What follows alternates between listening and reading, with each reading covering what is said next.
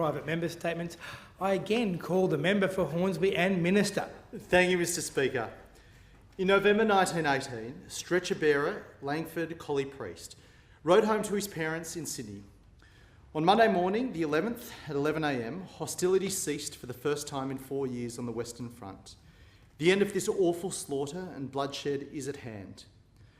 I can just imagine the people in Australia nearly going crazy with joy when they heard of the news. For 4 years and 3 months, the war had raged through Europe, the Middle East and the Pacific. Australians could finally look forward to a Christmas with peace on earth. The Allies were victorious, but the nation had paid a heavy price.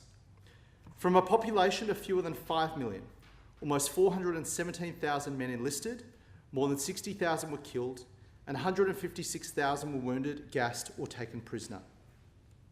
On Sunday, the Hornsby RSL Pipes and Drums Band played in honour of all who did their duty, in solemn remembrance of the fallen and the wounded. They honoured the sacrifice of all Hornsby families for whom the armistice brought joy suffused with grief.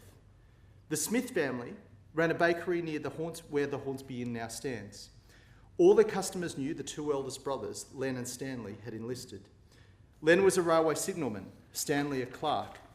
Sapper Stanley Smith of the 2nd Australian Division Signals Company was killed in action in France, dying of his wounds on the 29th of June 2016. Just a few weeks after his brother's death, Private Arthur Leonard Smith of the 1st Australian Field Ambulance, known to his family as Len, was killed in the Battle of Pozieres. Another Hornsby family, the Somervilles, ran the produce store on Jersey Street. They sent their sons, Robert and Charles, to war. Robert served at Gallipoli. Charles was the rascally larrikin boy on whom the cartoon character Ginger Meggs was based. Grown and tempered by war, driver Charles Somerville served on the gun which officially fired the last shot at the Germans near Ypres in Belgium. Many of their mates perished, but both Somerville boys came home. After serving on the Western Front, Charles Somerville would have been forgiven for thinking he'd done his bit, his service to his country at an end. Instead, he stood for Hornsby Council, serving our community for a record of 33 terms. In 1921, he was elected president of the Hornsby RSL branch, whose ongoing service to the community we recognised on Sunday.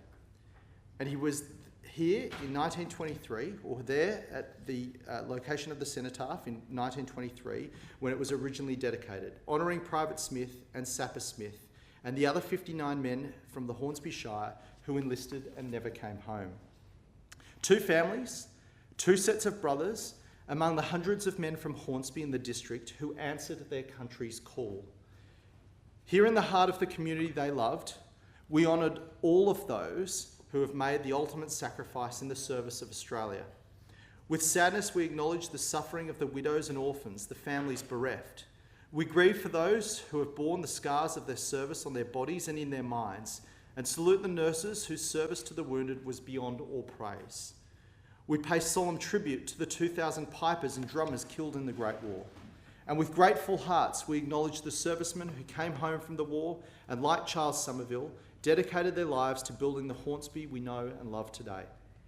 On the eve of the landing at Gallipoli, at the very start of Australia's war, Private Len Smith wrote of his determination to worthily uphold the reputation of the district.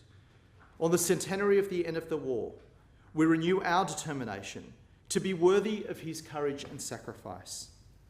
As the strains of the battle oar ring out here at home and around the world, we rededicate ourselves to making a real and lasting use of the peace for which so many sacrificed so much.